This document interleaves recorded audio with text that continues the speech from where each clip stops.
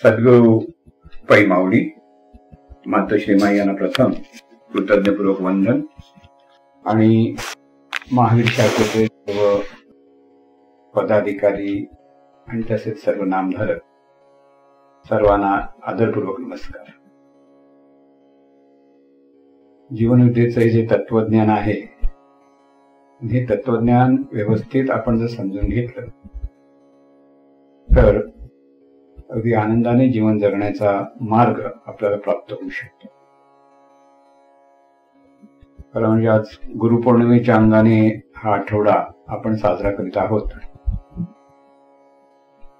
आणि सद्गुरु माऊलीने आपल्याला जीवनविद्येचे हे तत्वज्ञान विविध अंगाने सर्व मानवजातीसाठी, संपूर्ण मानवजातीसाठी सांगितलेलं आहे, मार्गदर्शन केलेलं आहे.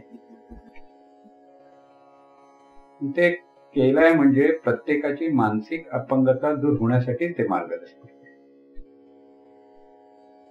शारीरिक अपंगता सर्वांना कळते, सहजपणे कळते. काही एखादा ज्ञानेंद्रिय, एखादे कर्मेंद्रिय जर व्यवस्थित चालत नाही, तिथे काहीतरी अपघात झालेला असतो किंवा काहीतरी दुखापत झालेली असते. काही जन्मताच अपंग असतात, काहीतरी अपघातातून अपंगता येते, तर कधी वार्धक्यामुळे सुद्धा अपंगता असते, आजारपणामुळे अपंगता असते. सगळ्या शारीरिक अपंगता असतात आणि त्यासाठी समाजामध्ये बरेच कार्य केलं जातं. परंतु विश्वामध्ये संपूर्ण जी मानवजात आहे, ह्या मानवजातीला सर्वात मोठं जो दोष असेल तो म्हणजे बहुजनांमध्ये मानसिक अपंगता दृष्टीस पडते, लक्षात घ्यायचं. परंतु आपल्याकडे ही मानसिक अपंगता आहे हे माणसाला कळते.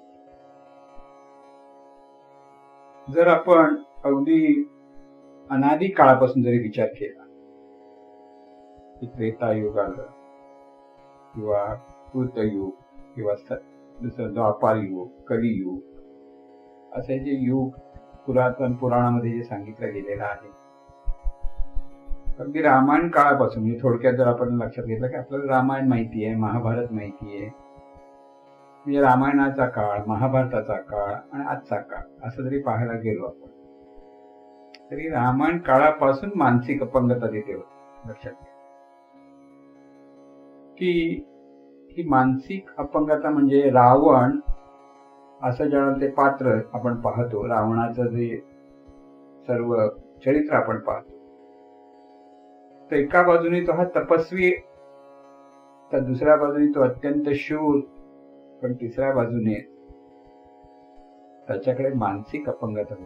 म्हणजे एकाच व्यक्तीकडे तिन्ही गोष्टी असू शकतात हे आपल्या लक्षात येतं. की रामायण काळामध्ये आपण ज्यांना राक्षस म्हणतो, म्हणजे खरं राक्षस म्हणणं म्हणजे जिथे मानसिक अपंगता आहे त्यांना राक्षस म्हटलं जातं, हा त्याचा अर्थ.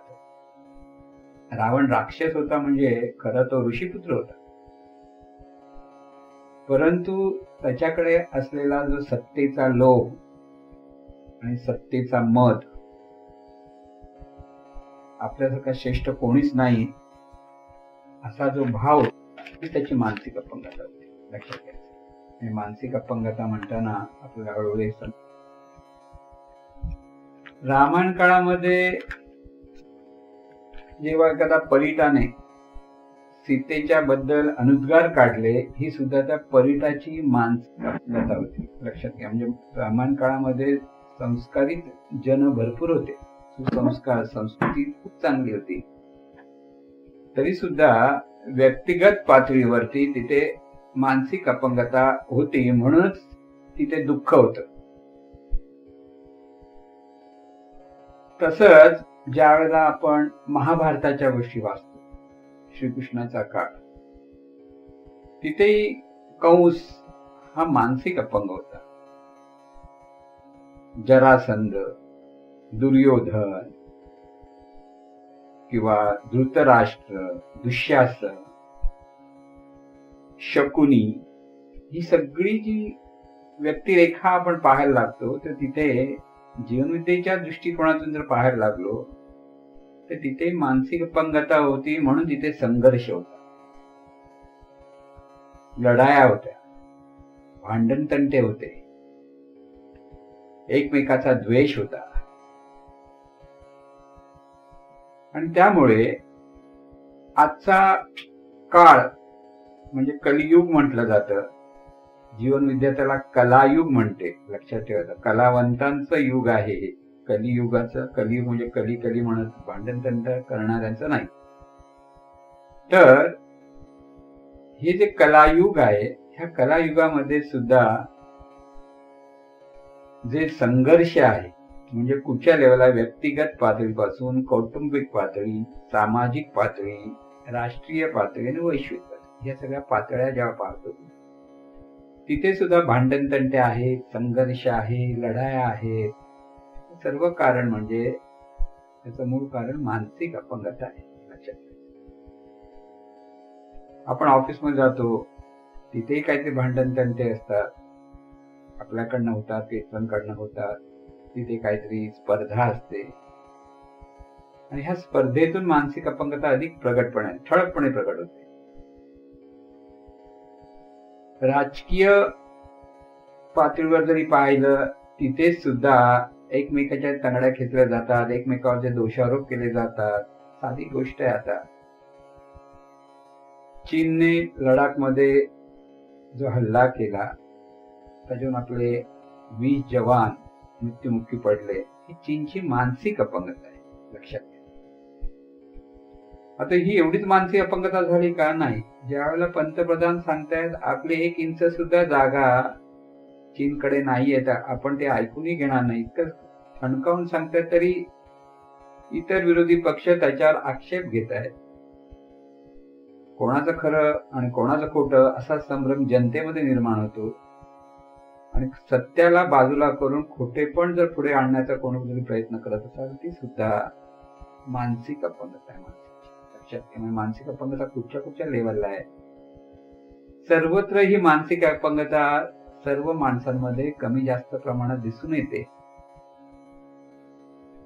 आणि म्हणून सत्तेसाठी, सत्तेचं वेड आहे, ज्यांना आपल्या हातात सत्ता पाहिजे आणि सत्ता सर्वांवर आपण सत्ता गाजवण्याची जी उर्मी माणसाकडे असते, ही त्याची मानसिक अपंगता आहे. ज्याला पैसा भरपूर कमवायचा, तो वाटेल त्या मार्गाने पैसा मिळवण्याचा प्रयत्न करतो, म्हणजे भ्रष्टाचार करतो, कोणामध्ये लुबाडतो, कोणाकडे खंडणी मागून पैसे जमा करतो, कोणाच्या ठिकाणी चोरी करतो. म्हणजे ही सुद्धा मानसिक अपंगता. मानसिक अपंगतेचं क्षेत्र जर आपण पाहायला गेलो तर कुठे नाहीये, सर्वत्र मानसिक अपंगता आपल्या लक्षात येते. ज्या वेळेला आपण जसं सत्तेसाठी लोक कोणाचाही खून करायला तयार असतात किंवा कोणालाही नुकसान करायला तयार असतात, फक्त मला सत्ता मिळाली पाहिजे हा बोध असतो. आणि घरापासून विश्वापर्यंत हा सत्ताच्या स्पर्धेची अपंगता आपल्याला जर व्यवस्थित जीवनविद्येच्या दृष्टिकोनातून पाहायला लागलं तर लक्षात येईल. लक्षात ठेवा, हे सर्व आपल्याला का पाहायला सांगतं, खरं पाहायची आवश्यकता का आली, की सर्वांनी ह्या मानव जात जी आपण म्हणतो किंवा मानव प्राणी ज्या म्हणतो, त्या सर्वांनी आनंदाने सुखाने जीवन जगलं पाहिजे.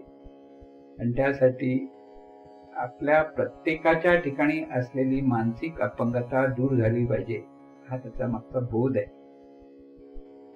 आणि म्हणून राजकारणाच्या नावाखाली सुद्धा मानसिक अपंगता आहे. सत्ताधारी पक्ष सत्ता जर गाजवत असेल आणि विरोधी पक्ष चांगल्या कार्यालाही नावं ठेवून लोकांच्या मनात संभ्रम निर्माण करून दुःखदायक परिस्थिती निर्माण करत असेल, तर ती सुद्धा मानसिक अपंगताच आहे राजकीय परिस्थितीवर. लक्षात. पैशासाठी जर भ्रष्टाचार होतोय, खंडणी होते, मारामाऱ्या होत आहेत, भांडणतंटे होत आहेत, ती सुद्धा मानसिक अपंगता आहे. संपत्तीसाठी सुद्धा लोकांच्या भांडणतंटे चालू होतात, तिथेही असते ती संपत्तीच्या नावाखाली भावाभावांमध्ये, नात्या गोत्यामध्ये की ते म्हणजे भांडण तंटे होतात, इतके भांडण तंटात की एकमेकाचं तोंडही पाहावंसं वाटत नाही, इतकं उद्वेग असतो, द्वेष असतो. ती सुद्धा मानसिक अपंगतेचाच तो परिणाम आहे, लक्षात ठेवा. तसंच धर्माचं वेड, धर्माच्या नावाखाली दुसऱ्या धर्माच्या लोकांना हीन समजणं, श्रेष्ठ कनिष्ठ भावातून सर्वत्र पाहणं,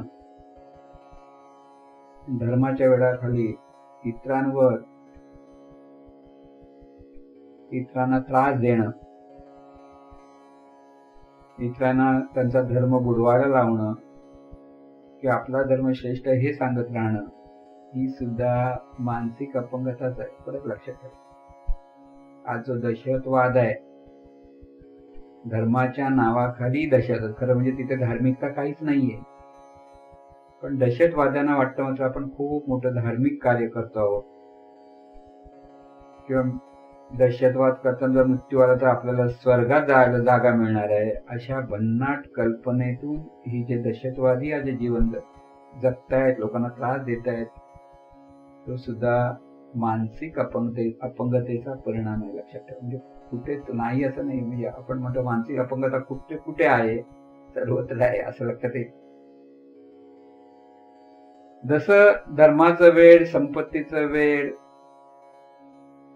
तसंच आपल्या ठिकाणी आपण ज्या वेळेला श्रेष्ठ कनिष्ठ भाव धरतो, की नकारात्मक विचार करतो, निराशाजनक विचार करतो, भीतीदायक भावातून जीवन जगतो, भीती वाटते. बऱ्याच लोकांना आजची जी परिस्थिती आहे संसर्गजन्य रोगाची, त्याची भीती इतकी मनात घट्ट धरलेली आहे काही लोकांनी, ती सुद्धा मानसिक असते.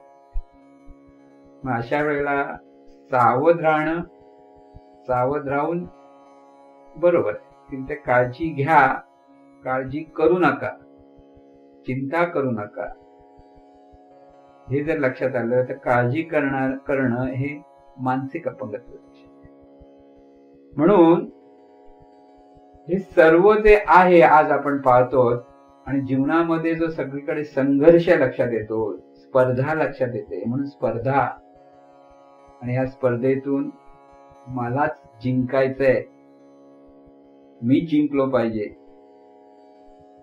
हा जो विचार आहे हा मानसिक अपंगतेला कारणीभूत आहे, लक्षात ठेवा. म्हणून अगदी व्यक्तिगत पातळीपासून वैश्विक पातळीपर्यंत ही मानसिक अपंगता सर्वत्र, जर आज आपण जीवनविद्येच्या दृष्टिकोनातून जर पाहायला लागलो तर दृष्टीच पडते. आणि ही दृष्टीच पडते म्हणजे हा जीवनामध्ये हे सर्व आहे हे लक्षात आल्यानंतर आपण एक लक्षात घ्यायचं की हा सर्व अपाय आहे, पण जीवनविद्या परत सांगते जिथे अपाय आहे तिथे उपाय हा असतोच.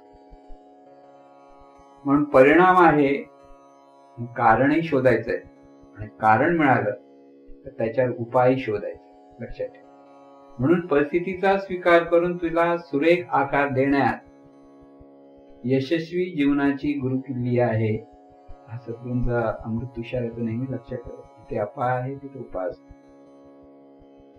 आपलं हे जे जीवन आहे, ह्या जीवनामध्ये सतत अनुकूल आणि प्रतिकूल घटना घडतच असतात, आणि तिथे जर आपलं मन स्थिर असेल, सुदृढ असेल, मजबूत असेल, सशक्त असेल, तर ह्या जीवन युद्धामध्ये आपण यशस्वीपणे जीवन जगू शकतो, हे पहिलं लक्षात ठेवा. किंबहुना जीवनविद्येचे जे सगळं ज्ञान आहे, हे ज्ञान ही सर्व थरावर असलेली मानसिक अपंगता दूर करण्यासाठीच आहे, हे लक्षात घ्या. सद्गुरूंचं हे जे महात्म्य आहे की त्यांनी सर्व अंगाने जीवनाचा विचार केलेला आहे, अगदी व्यक्तिगत पातळीपासून वैश्विक पातळीपर्यंत. आणि त्यामुळे आपल्याला ही मानसिक अपंगता आत येते कुठून हे पहिलं लक्षात घ्यायचं. त्याचं एक उत्तर आहे शहाणपणाचा अभाव. आता हा शहाणपणाचा अभाव म्हणजे नेमकं काय आहे, आणि शहाणपण निर्माण कशातून होतं, असे प्रश्न आपल्याला पडले पाहिजे. सगळी ह्याची सगळी उत्तरं दिलेली आहेत. शहाणपण हे ज्ञानातून प्रकट होतं. ज्ञान कोणतं? जीवनाचं ज्ञान. आपण सर्व जे सगळी माणसं, आता मानवी समाजाच्या अपेक्षेत आपण जर बोलायचा विचार केला तर सर्वजण जे जीवन जगतायत, हे जीवन जगताना म्हणजे अगदी आपला जन्म झाला, आता आपण जीवन जगतो आणि काही काळानिमित्त होणार आहे, हे सर्व जे आहे त्याला विशिष्ट नियमाने हे सगळं जीवन चाललंय, हे पहिलं लक्षात घ्यायचं. की सर्व जीवनामध्ये हे निसर्ग नियम किंवा त्याला ईश्वरी नियम म्हणायला हरकत नाही, कारण हे निर्माण झालेले आहेत, कोणी निर्माण केलेले नाहीत. बरं लक्षात घ्या की हे सर्व जे नियम आहेत आणि ह्या नियमाशी आपला कर्माचा जो संबंध येतो, कर्म म्हणजे विचार, उच्चार, आचार.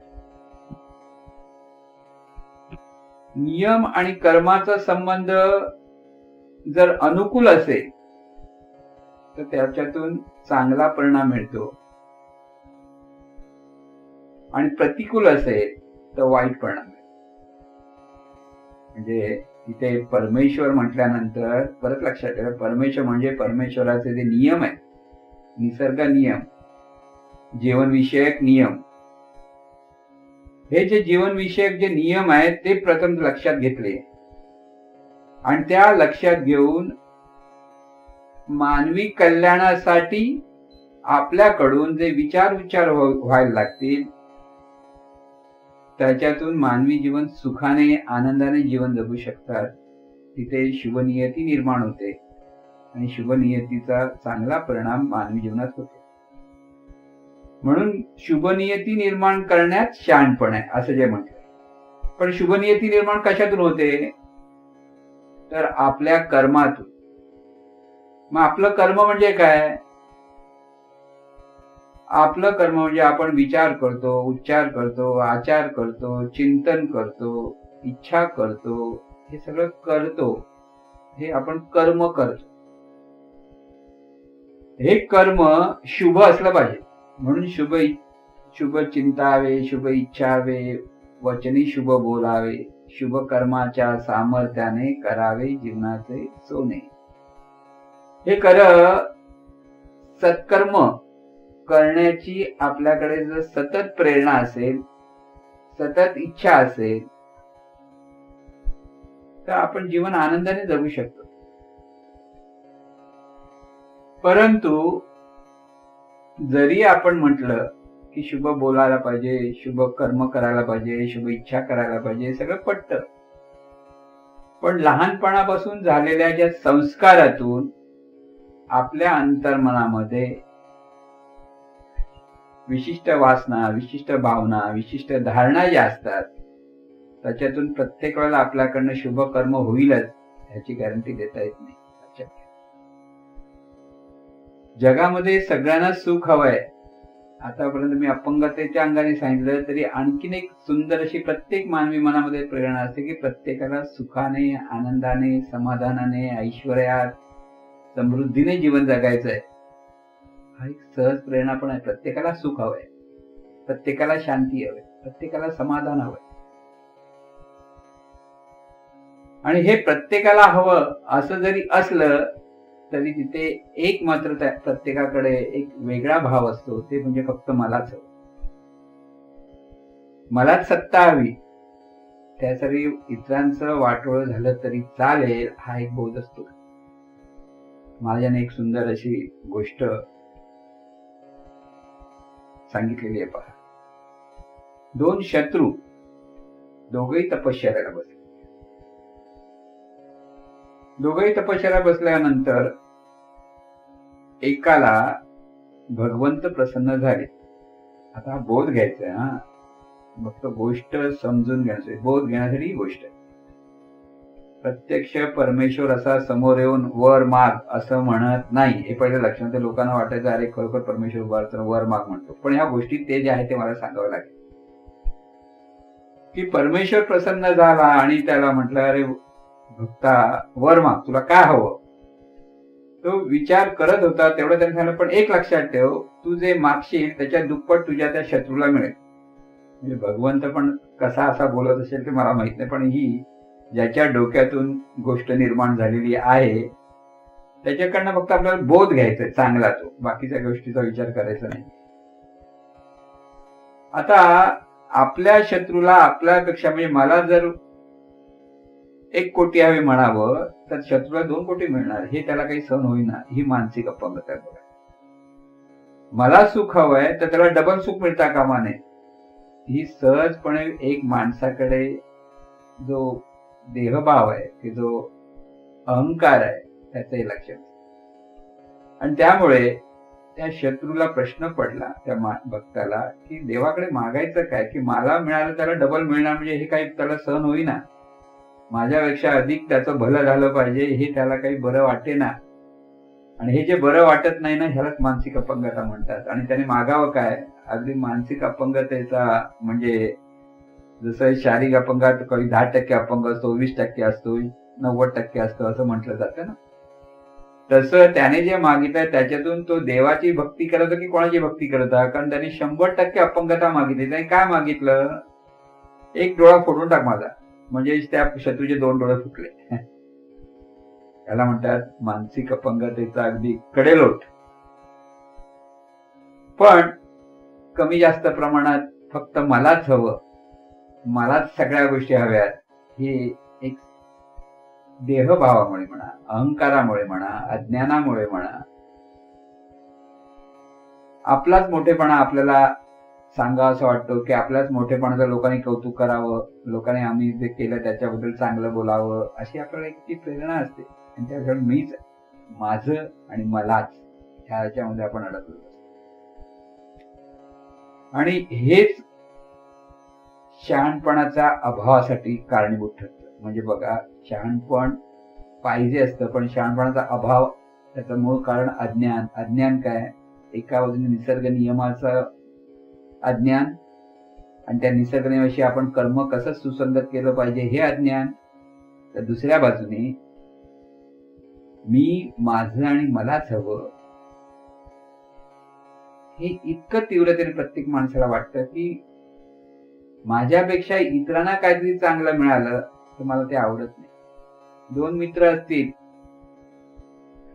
एकाला प्रमोशन झालं तर दुसऱ्याला झालं तर नाही झालं तर त्याला ते आवडत नाही, तिथे त्याला वाईट वाटतं. ही मानसिक अपंगता आहे, लक्षात ठेवा. म्हणजे मानसिक अपंगता सर्वत्र झिरपलेली असते कशी किंवा. आणि त्याचं खरं कारण म्हणजे एका बाजूने शहाणपणाचा जो अभाव म्हणतो, त्यावेळी तो निसर्ग नियम माहीत नसतात, त्या निसर्ग नियमाशी सुसंगत कर्म करायचं ते कळत नसतं, हा एक भाग.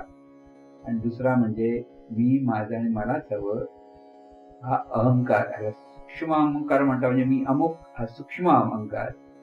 आणि दुसऱ्या बाजूने मी असा, मी तसा, असं जे आपल्याबद्दल आपण एक वलय निर्माण करून स्वतःच्या ठिकाणी धारणा करून ठेवलेली असते, त्या धारणेतून कोणीतरी जर आपल्याला उलट सुलट बोललं तर आपला राग येतो, चीड येते, द्वेष येतो, मत्सर येतो, भांडण तंटे होतात. म्हणजे हे जे षट विकार आपण जे म्हणतो ते षट विकार आपल्याकडे निर्माण होतात. आणि षट विकार निर्माण होणं ही सुद्धा मानसिक अपंगता येते. म्हणजे मानसिक अपंगता मी सांगतोय, पण त्याच्यावर उपाय सांगतोय. आता नुसतं त्याचं चिंतन करू नका. उपाय काय? उपाय एक महत्वाचा अमृतशब्द सद्गुरूंनी सांगितलेला आहे. फक्त मीच सुखी झालो पाहिजे आणि इतरांचं काय झालं वाटेल ते हो, हा विचार माणसाला अधोगतीला नेतो. पण समाज सुखी झाला तर मी सुखेन. समाजाच्या सुखात माझं सुख आहे. समाजाच्या सुखात किंवा इतरांच्या सुखात माझं सुख लपलेलं आहे आणि इतरांच्या दुःखात माझं दुःख दडलेलं आहे.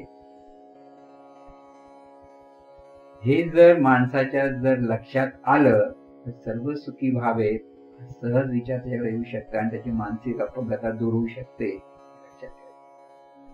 पण ही मानसिक अपंगता पटकन दूर होणं जरा कठीण आहे, कारण जो अहंकार आहे किंवा मीपणा आहे, या मीपणामुळे घरामध्ये, ऑफिसमध्ये, संस्थेमध्ये, समाजामध्ये, शेजाऱ्या-पाजाऱ्यांच्या ठिकाणी जो संघर्ष निर्माण होतो,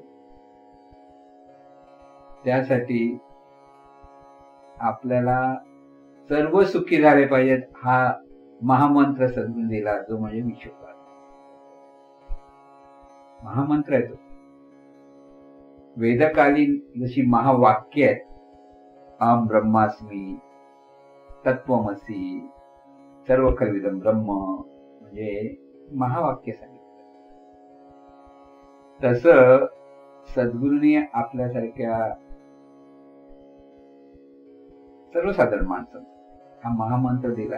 सर्व सुखी व्हावेत ही इच्छा कर, सर्वांचं भलं झालं पाहिजे हा विचार कर, सर्वांचं कल्याण झालं पाहिजे त्यासाठी तुझी कृती कर. आपले विचार, आपले उच्चार, आपले आचार, आपल्या इच्छा, आपलं चिंतन हे सर्वांच्या भल्याचं असलं पाहिजे, सर्वांच्या कल्याणाचं असलं पाहिजे. इथे ही मानसिक अपंगतेचं कारण आपण शोधून काढलेलं आहे. ते म्हणजे एक बाजू म्हणजे शहाणपणाचा अभाव. तर तो अभाव दूर केला आणि शहाणपण निर्माण झालं तर ही मानसिक अपंगता दूर होऊ शकते. हे त्याचं उत्तर आहे, हा उपाय आहे. दुसरा उपाय म्हणजे आपल्याकडे जो अहंकार आहे, अहंभाव आहे, देहभाव आहे, त्याचं रूपांतर देवभावात आहे. तर हा अपाय तिथे होऊ शकत नाही. दोन्ही बाजू आहे. म्हणून त्याच्यावर आध्यात्मिक उपाय आणि मानसिक उपाय अशा दोन गोष्टी आहेत. म्हणून इथे आपलं मन सुदृढ, सशक्त, मजबूत व्हायला लक्षात. तिथे आपल्याला विचार करण्याची, चांगले विचार करण्याची, सर्वांच्या हिताचे विचार करण्याची, सर्वांचा विचार करण्याची सवय लागली पाहिजे. नुसती इच्छा करून चालत नाही. सहजपणे आपण जे जे करू तिथे सर्वांचं हित होतंय ना, हा सहज विचार असतो. कोणाचं अहित तर नाही ना आपण करत. आपण जाणीवपूर्वक कोणाचं जर अहित करू तर तिथे मानसिक अपंगता येते, आणि जाणीवपूर्वक हिताचा विचार करू तर मजबूत मन, म्हणजे मन सुदृढ होणं, सशक्त होणं, आरोग्यशील होणं, कार्यक्षम होणं, ह्याचं लक्षात. आपलं मन मजबूत झालं पाहिजे. म्हणून या मानसिक अपंगतेवर जर उपाय असेल तर मन मजबूत होणं, मन शुद्ध होणं हेच लक्षात. आणि ह्यासाठी एक पहिली गोष्ट लक्षात ठेवायचं की आपलंच आपण परीक्षण निरीक्षण करायला शिकलं पाहिजे. हे परीक्षण निरीक्षण फार महत्वाचं. लोकांचं परीक्षण निरीक्षण आपण करतो. लोकांचं परीक्षण निरीक्षण करतो म्हणजे लोकांचे दोष पाहतो, हा सरळ आहे. लोकांचे गुण पाहतो. म्हणून लोकांचं परीक्षण निरीक्षण करायचं असेल तर लोकांचे गुण पाहायला शिकलं पाहिजे. आणि आपलं परीक्षण निरीक्षण करताना आपल्याकडे आपल्या वागण्यामध्ये, बोलण्यामध्ये, चिंतनामध्ये काही चुका होत असतील तिथे आपलं लक्ष असतं. तिथे आपल्याकडनं काही दोष निर्माण होत तिथे ते दोष दूर केलं. म्हणून जोपर्यंत आपल्याकडे चुकतं आहे काही हे कळत नाही तोपर्यंत आपण सुधारू शकत नाही. परत इथे अगदी सर्व वैश्विक मानसिक अपंगतेवर जर उपाय असेल तर जगातल्या सर्व माणसांकडे हे शहाणपण आलं पाहिजे. आणि प्रत्येकाकडे असलेला जो अहंकार आहे तो अहंकाराचं रूपांतर ओंकारामध्ये झालं पाहिजे. हा त्याचा खरा उपाय आहे. पण अहंकाराचं रूपांतर ओंकारात होण्यासाठी प्रत्येकाला खूप प्रयत्न करावे लागतात. कारण प्रत्येकालाच ते सुधारावं लागतं. थोडक्यात आणखी उदाहरण देतो मी तुमच्या लक्षात. महाराजांना एकाने प्रश्न विचारला, तुम्ही म्हणता जग सुखी होईल, तर तुमच्या म्हणण्याने जग सुखी होईल का? महाराज म्हणा, आम्ही विचार देतो आहोत आणि त्या विचाराचा प्रभाव काय होईल ते लक्षात. एखादं गाव स्वच्छ करायचं असेल तर काय केलं पाहिजे? तर आधी स्वच्छ झालं पाहिजे गाव, हा विचार केला पाहिजे. एक. दुसरं, हा विचार गावातल्या प्रत्येक माणसाच्या मनात रुजला पाहिजे. 2. तिसरं, त्या गावातल्या प्रत्येक घरातील माणसाने आपलं घर स्वच्छ केलं पाहिजे आणि आपल्या आजूबाजूचा परिसर स्वच्छ केला तर आपोआप सगळं गाव स्वच्छ होतं. तिथे एका माणसाने जाऊन झाडू मारत बसवायचं नाहीये गावामध्ये. प्रत्येकाची ती विचारसरणी, मानसिकता बदलली पाहिजे. मानसिकता बदलली की अख्खं गाव स्वच्छ होतं. तसं सर्व जग सुखी व्हायला हवं हा विचार सद्गुरू माऊलींनी दिला, माऊलींनी दिला. त्याच्यातून आपण त्यांचे सच्शिष्य म्हणून तो विचार मुरवण्याचा प्रयत्न करतो आहोत. लक्षात घ्या, मुरवण्याचा प्रयत्न चालू आहे. कारण हा जितका प्रयत्न करता करता सर्वांचा विचार, सर्वांच्या भल्याचा विचार, सर्वांच्या हिताचा विचार, सर्वांच्या सुखाचा विचार जेवढा आपल्याकडनं व्हायला लागेल तेवढं हळूहळू सर्व लोकांपर्यंत तो विचार पोहोचायला लागेल. लक्षात, सर्व लोकांपर्यंत जेव्हा पोहोचेल तेव्हा जग सुखी व्हायला वेळ लागणार. जगामधली मानसिकता, मानसिक अपंगता दूर व्हायला वेळ लागणार.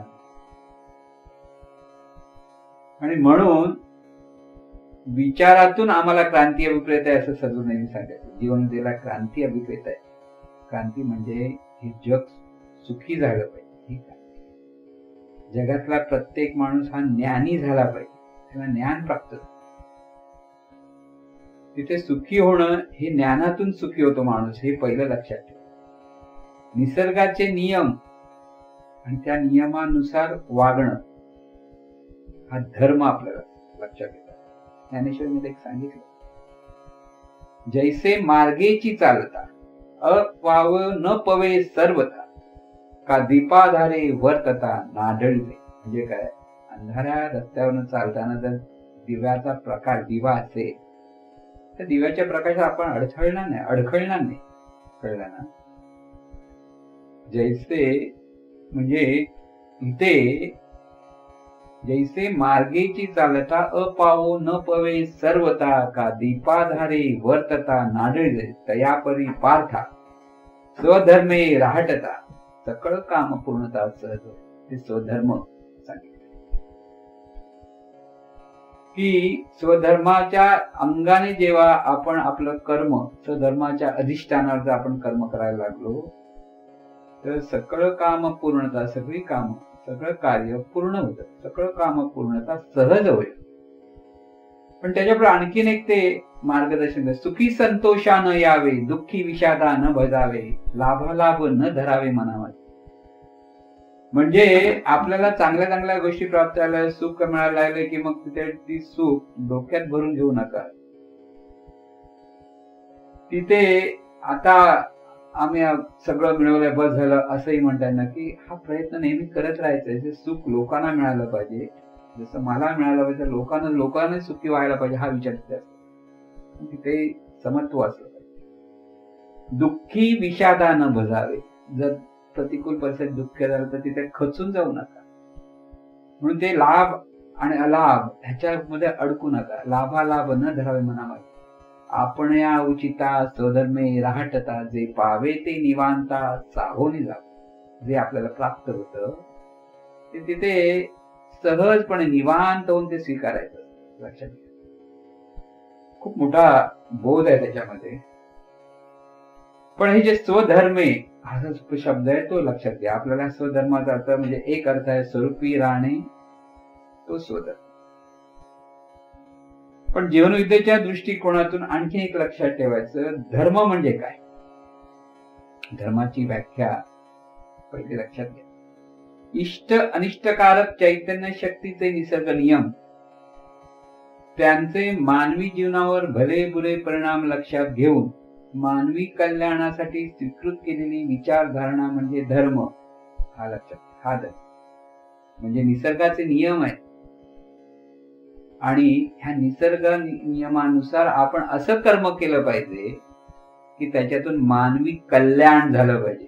लक्षात घ्या, त्यासाठी हा विचार, हे चिंतन, त्या अंगाने आपण आपलं कर्म केलं पाहिजे. आणि त्याला म्हणतात शहाणपण. की इथे शहाणपण म्हणजे काय, आपलं कर्म म्हणजे विचार, उच्चार, आचार हे अशा पद्धतीने आपल्याकडे झालं पाहिजे की त्याच्यातून लोकांचं कल्याण व्हावं, लोक सुखी व्हावे, आपणही त्यात आलो सर्व सुखी. म्हणजे आपण नाही असं नाही, आपणा सकट सर्व हे नेहमी लक्षात. म्हणून विश्व प्रार्थना म्हणताना हे ईश्वरा सर्वांना चांगली बुद्धी दे म्हटलं. आपल्या सकट सर्व मानवजात, तिथे आपण वेगळे वगैरे काही नाही.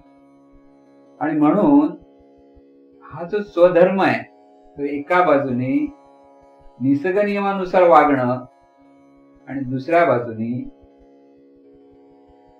आपला अहंकार जितका कमी कमी कमी करता येईल तो कमी करणं. त्यासाठी विशिष्ट साधना, नामस्मरण, सद्गुरु स्मरण, सद्गुरूंचं मानस पूजा, या सर्व काय निर्णय मार्ग आहे की त्याच्यातून जो अहंकार कमी कमी होत जातो.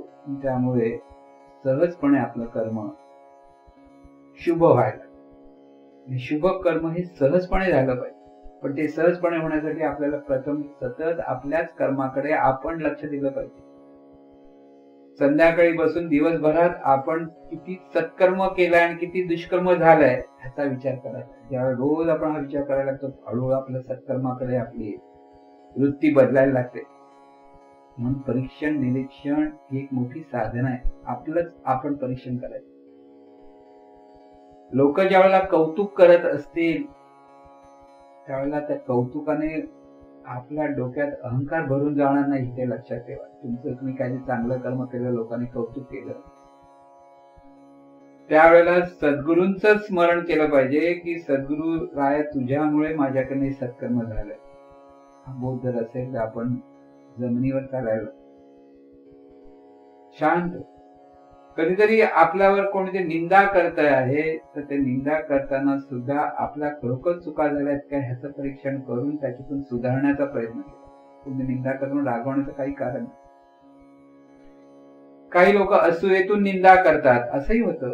आणि त्यावेळेला सुद्धा आपल्याला शांतपणे तिथे परिस्थितीला तोंड देता आलं पाहिजे. तिथे आपलं मन डळमळता कामा नये. आपलं मन डळमळायला लागलं की आपलं अपंगता बाहेर पडली आहे लक्षात ठेवा. म्हणून सर्व अंगाने आपलं मन मजबूत झालं पाहिजे आणि त्यासाठी आपल्या मनावर चांगले संस्कार कसे होतील हे पहा. सुसंस्कृती असा त्याचा अर्थ लावलाय महाराज की सर्वसाधारणपणे आपण ज्या धर्मामध्ये जन्माला आलेलो असतो, ज्याप्रमाणे आजूबाजूचे लोक असतात त्यांच्यामुळे आपले जे संस्कार आहेत ते संस्कार आपल्याला श्रेष्ठ कनिष्ठ, तुझं माझं, तुझ्या भाव याच्याच अंगाने असतात. आणि त्यामुळे सर्व धर्मातून जी संस्कार सांगितले जातात, जी संस्कृती ती झालेली आहे त्याच्यातूनच ही भांडण करणे. म्हणून ह्या सर्व अपंगतेला कारण ही सर्वसाधारण संस्कृती आहे. परत लक्षात घ्या, परंपरेने चालून आलेली. त्याच्यात म्हणजे स्पर्धा आहे, कॉम्पिटिशन आहे. खरं कॉम्पिटिशन म्हणजे स्पर्धा म्हणजे एकमेकावर श्रेष्ठत्व गाजवण्याची आपली दुर्दम्य इच्छा असते, ती मानसिक अपंगता आहे. आणि म्हणून स्पर्धा ही आपणच आपल्याशी करावी, करायची तसे इतरांशी करायची. आपण सत्कर्म करत राहावं, लोकांच्या भल्याचा विचार करत राहावं, जे जे आपल्याला हवं त्या त्या चांगल्या चांगल्या गोष्टी प्राप्त करण्याचा नेहमी प्रयत्न करावा. पण त्याच्यातून कोणाचाही अकल्याण होणार नाही ना हे लक्षात घ्या. सर्वांचं हित व्हावं हा बोध तिथे नेहमी असतो. तिथे म्हणून चांगले संस्कार आपल्या मनावर लागतात. म्हणून जीवनविद्याने जी मानवी संस्कृती सांगितली, मानवी म्हणजे मनुष्य प्राणी सुखाने जीवन जगण्यासाठी त्याच्याकडे जी संस्कृती हवी ती संस्कृती काय सांगितली की इष्ट अनिष्टकारक चैतन्य शक्तीचे निसर्ग नियम, त्यांचे मानवी कल्याण होण्यासाठी जे मानवी मनावर जे संस्कार केले जातात त्याला संस्कृती असं म्हणतात. मानवी संस्कृती इष्ट अनिष्टकारक चैतन्य शक्तीचे निसर्ग नियम आलेच. आणि त्या इष्ट अनिष्टकारक चैतन्य शक्ती निसर्ग नियम लक्षात घेऊन मानवी मनावर मानवी कल्याणासाठी जे संस्कार केले जातील त्याच्यातून हे संस्कृत पंचशील पूर्वी सांगायचे. मी इथे तुम्हाला 9 लाखांचा हार म्हणून सांगितलं. गळ्यात घातला आला पाहिजे म्हणजे आपल्या मनाच्या गळ्यात. समता, सभ्यता, सामंजस्य, सहिष्णुता, कृतज्ञता, लवचिकता, विनम्रता, समाधान आणि ईश्वरत्व. ईश्वरत्व म्हणजे हा 9 लाखाच्या हारामधला एक मणी असतो की नाही, तिथे सगळं केंद्र आपल्या लक्षात असतं, म्हणजे ईश्वरत्वाचा भाव. तिथे समता म्हणजे सर्वांप्रती समत्वाने पाहणं. अर्जुना समत्व चित्ताचे सार जाण अर्जुना समत्व चित्ताचे तेची सार जाण योगाचे, जेथे मन आणि बुद्धीचे ऐक्य आहे. म्हणजे मन आणि बुद्धी जिथे एक होतात. मन म्हणजे संकल्प विकल्प करण्याची वृत्ती जी असते ती मन म्हणतो आपण. बुद्धी म्हणजे निश्चयात्मक वृत्ती म्हणजे बुद्धी. म्हणजे जो निर्णय बुद्धीने घेतलाय तिथे मनामध्ये परत संशय येता कामा नये. तिथे चांगल्या गोष्टीच्या ठिकाणी जेव्हा ऐक्य होतं त्यावेळेला समत्व प्रधान होतं मनामध्ये. आणि त्यासाठी माणसाच्या ठिकाणी जी समता असेल तर तिथे त्याला प्रत्येकाबद्दल सभ्यतेने वागता आलं. सभ्यतेने वागण्यासाठी त्याच्याकडे सहिष्णुता असली. मनाच्या विरुद्ध घटना घडो, अनुकूल प्रतिकूल घटना असेल, तिथे माणूस जर सहिष्णू असेल तर रागवत नाही किंवा दुःखी होत नाही. त्यामुळे म्हणून समता, सभ्यता, सहिष्णुता, सामंजस्य, समजून घेता यावी. समोरच्या माणूस असा का वागतो, का बोलतो, समजून घ्या. एकदा आपण जर समजून घ्यायला लागलो की आपल्याकडे हे विकार निर्माण होत नाही. सगळं कारण मानसिक अपंगता म्हणजे विकार निर्माण होणं मानवी मनामध्ये, ही अपंगता आहे. आणि म्हणून समतेने पाहता आले, समत्वातून पाहिजे. सर्वश्रेष्ठ आहे हे नेहमी लक्षात ठेवायचं. हे सर्वश्रेष्ठ हे लक्षात कसं येईल, तिथे आणखीन एक बोध मी देऊ इच्छितो. प्रत्येक व्यक्ती ही ईश्वरी शक्ती आहे, हा बोध आपल्याला सतत लक्षात ठेवता आला.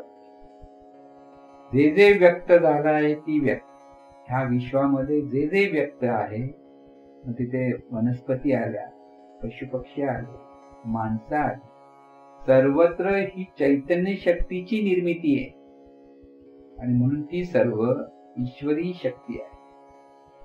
आज ह्या मानवी जीवनाच्या अपेक्षेत जरी आपण पाहायला लागलो तर सर्व माणसं ही, प्रत्येक माणूस ईश्वरी शक्ती आहे. परंतु हीच ईश्वरी शक्ती आपलं ईश्वरपणाचा विसर पडल्यामुळे जीवरूपात नांदते. अहंकाराने जीवन जगते. मी देव ह्या भावातून जीवन जगते. मी असा आणि तसा अशा भावातून जीवन जगते. तिथे आपल्या ठिकाणी आपण ईश्वर आहोत, सद्गुरूंच्या ज्ञानावर श्रद्धा ठेवून तिथे पुन्हा पुन्हा आपल्या मनाला तिथे वळवता आलं पाहिजे. म्हणून ईश्वरत्वाचा भाव सांगितला, 9 गुण सांगितले. सुसंस्कार म्हणजे संस्कृती, मानवी संस्कृतीसाठी परत लक्षात ठेवायचं की अहंकार जिथे दूर होतो तिथे हे सर्व गुण प्रगट होतात. समता, सभ्यता, सामंजस्य, सहिष्णुता, कृतज्ञता, सर्वांप्रती कृतज्ञता. आणि ह्या सर्वांप्रती कृतज्ञतेतून जेव्हा तो पाहायला लागतो तो कृतज्ञता म्हणजे सर्व गुणांची जननी आहे. परत लक्षात, सर्व सद्गुणांची जननी. जिथे कृतज्ञता असते तिथे परत समत्व आहे, सभ्यता आहे, सामंजस्य, सहिष्णुता आहे. पण एकमेकाशी संबंधित असलेल्या सगळ्या गोष्टी जीवनाच्या. लवचिकता म्हणजे कुठेही गेलात तरी तिथे आपण त्या परिस्थितीशी जुळवून घेण्याची आपली मनोवृत्ती असली पाहिजे. पण आपल्याला बऱ्याच वेळा जमत नाही. आपल्याला वाटतं कुठेतरी गेलं, काही जरा शरीराला त्रास झाला की आपण सहन करत नाही किंवा तिथे तडजोड करण्याची वृत्ती नसली आपण उगीच वाद घालत बसतो. असे म्हणजे तिथे लवचिक असतं. लवचिक, विनम्रता, नम्र झाला भूता तेने कोंडिला, नम्रता असते. आणि समाधान, संतुष्टम सततम योग, ज्याच्याकडे सतत समाधान आहे तो खरा योगी.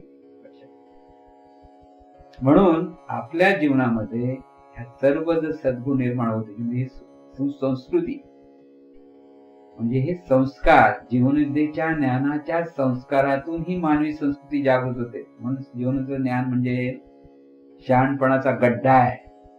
लक्षात घ्या, ते फक्त आपल्याला आत्मसात केलं पाहिजे. नुसतं शाब्दिक ज्ञान नव्हे, आत्मिक ज्ञान. लक्षात घ्या, आत्मसात झालं पाहिजे. सांगायला सोपं पण आचरणात आणताना कितीतरी कठीण वाटतं, कारण ती सवय नाही आपल्याला. लोकांचं भलं व्हावं हे जीवनविद्येत आल्यानंतर आपल्या लक्षात येतं. आधी मला माझंच भलं व्हावं हे सतत सहज प्रेरणा आपल्याकडे असते, आणि हीच मानसिक अपंगतेचं मूळ कारण आहे. आणि म्हणून सर्व अंगाने जेव्हा आपण हा विचार करतो त्यावेळेला आपल्या ठिकाणी शहाणपण असलं पाहिजे. म्हणजे शहाणपण काय, की आपण जे कर्म करू त्याच्यातून चांगल्याच परिणाम मिळाला पाहिजे, सर्वांनाच सुख मिळालं पाहिजे, सर्वांना समाधानाने जीवन जगता आलं पाहिजे, असं आपल्याकडनं कर्म व्हावं, इथे आपलं लक्ष असलं पाहिजे. दुसरं म्हणजे प्रत्येक व्यक्ती ईश्वरी शक्ती हा भाव आपल्याकडे असतो तर दृढ करता आला पाहिजे. सर्वत्र सर्वच ईश्वरी शक्ती म्हटल्यानंतर सर्वच श्रेष्ठ असतात, आणि सर्वच श्रेष्ठ असतात म्हणजे सर्वच उपयुक्त असतात, हा जसा गुरूंचा बोध आहे. आपल्या आचरणात पुन्हा पुन्हा आलं म्हणजे सतत लक्ष ठेवता आलं पाहिजे. आणि म्हणून हे सगळं जीवन अगदी आनंदाने जगता येतं. म्हणून मला नेहमी म्हणायचे, सुखी होणं सोपं आहे आणि दुःख होणं कठीण आहे. पण कोणाला? ज्याच्याकडे हे जीवनविद्येचं ज्ञान आत्मसात होतं त्याच्यासाठी सुखी होणं सोपं आहे. पण ज्याच्याकडे ते आत्मसात नसतं, नुसतं बोलाचा भात आणि बोलाची कढी असते, तर त्याच्याकडे दुःख येणार. कळलं? महाराजांनी आपल्याला नेहमी सांगितलंय, कोणी म्हणतं कसे आहेत, आम्ही म्हणतो आनंदात आहोत, ऐश्वर्यात आहोत. हा विचार दिलेला आहे आपल्याला लक्षात. तो विचार साकार झाला पाहिजे. त्यासाठी आपला अभ्यास, आपला प्रयत्न हा अभ्यास आहे. एक दिवस आपण हे प्रबोधन ऐकू, आपल्याला बरं वाटतं, बरोबर आहे, छान आहे म्हणू, पण जीवनामध्ये ते आचरणात आलं पाहिजे हा बोध तिथे लक्षात येतो. सद्गुरूंनी 1952 पासून